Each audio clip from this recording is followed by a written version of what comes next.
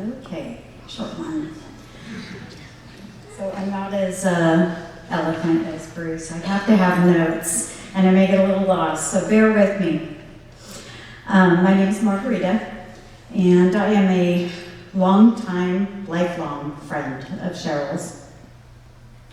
When Mike asked me to share a story, my first response almost immediately was, which one? There are so many. And I wish we could make more stories. I am one grateful person to have had so many stories. But I have narrowed it down to two, so you're not gonna have to sit here all day and listen to me. One is really gonna speak to her stubborn determination, okay? The other one is what I have now labeled our first story. So quickly, one of my big visits up to Chico to visit Cheryl while she was attending Chico, we were driving around in a little putt-putt car, probably up to no good.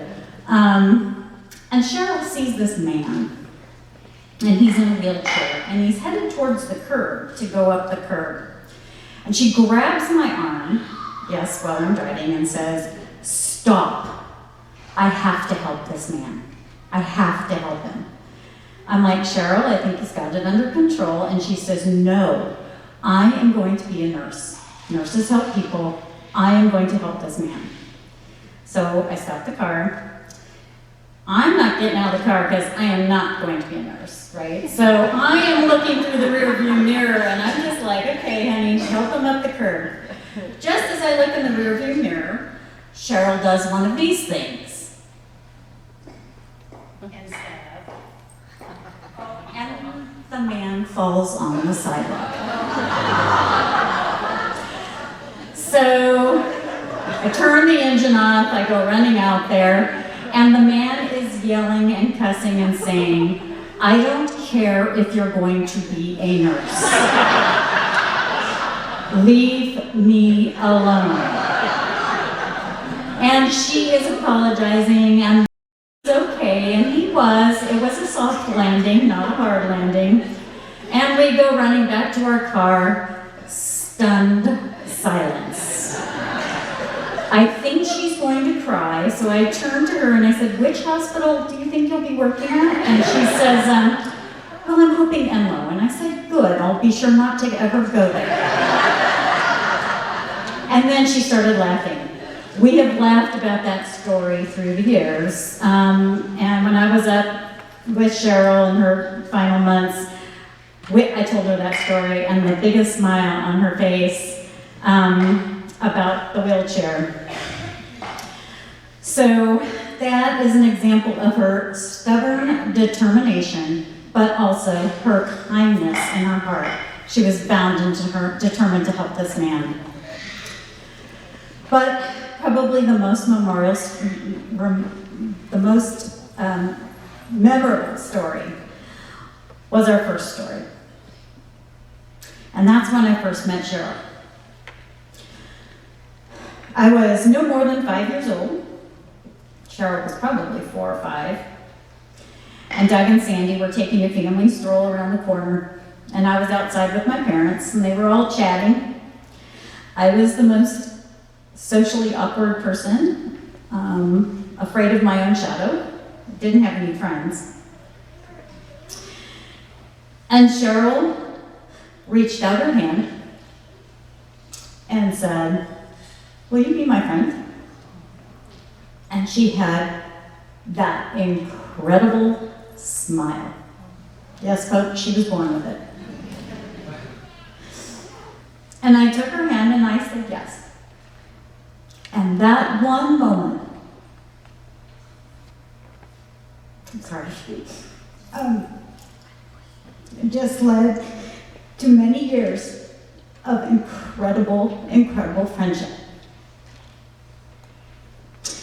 I don't remember a whole lot about that time in my life, but I do remember that moment just like it was yesterday. That moment turned into 47 years. Don't do the math, because then you'll figure out how old I am. Then Cheryl moved across town, and it was as if she had moved to the moon. If only we had one of those little devices that we could text each other or call each other anytime we wanted to. But times were a lot different then. We became great pen pals, and even though she was one zip code away, it was a toll call on a landline and everyone in your family could hear your conversation. So staying connected was far more difficult back in the day, but Cheryl made it easy. She loved to write, so was constantly buying stationery, and our parents would get us together for sleepovers and just having fun as kids, and a lot of my childhood wonderful memories of that with Cheryl. Then Cheryl moved to Biggs, and that was beyond the moon. And our visits were limited to summers on the farm. I would stay for a week or several weeks, and it was like 4-H camp. Cheryl was a great teacher. She taught me how to slaughter pigs, but she did neglect to tell me that packing white for a week on the farm was not a good idea. She taught me how to kick cow patties, and yes, she got a real good laugh when I would kick one that wasn't quite ready. She taught me how to milk a cow, which I thought was really gross, but we got great ice cream and churned butter. We would ride her horse Major, what she called around the block. For a city girl, that's a 5-minute stroll. Her blocks were like 20 acres. But she taught me so much. But I think the true lesson that I learned was how to be a friend. And that true friends love you unconditionally. And that friendship withstands distance and time. As adults, life would sweep us away. We had jobs, further education, raising children, and yes, raising husbands.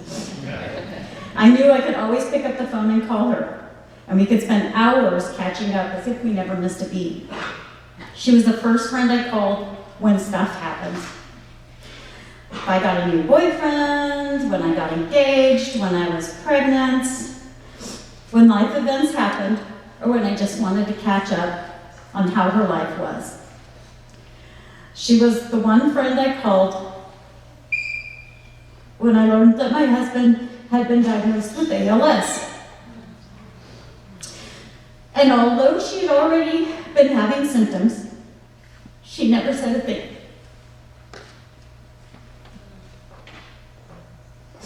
She listened to me. She answered my questions because she was a nurse. I had to ask her all kinds of questions. She let me cry. She let me yell. And not once did she complain about the issues she was having. That, my friends, is selfless, unconditional love. And that was Cheryl. I want to leave you with some lyrics from a song, and no, I will not sing them because I will spare you that torture. The song really struck me.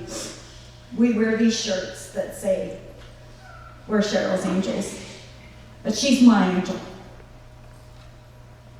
And the words go like this: angels come down from heaven just to help us on our way. Come to teach us, and then they leave us. And they find some other soul to save. Don't go looking for the reasons. Don't go asking Jesus why. We're not meant to know the answers. They belong to the by and by. And I will miss my angel, but she is looking after all of us. Thank you.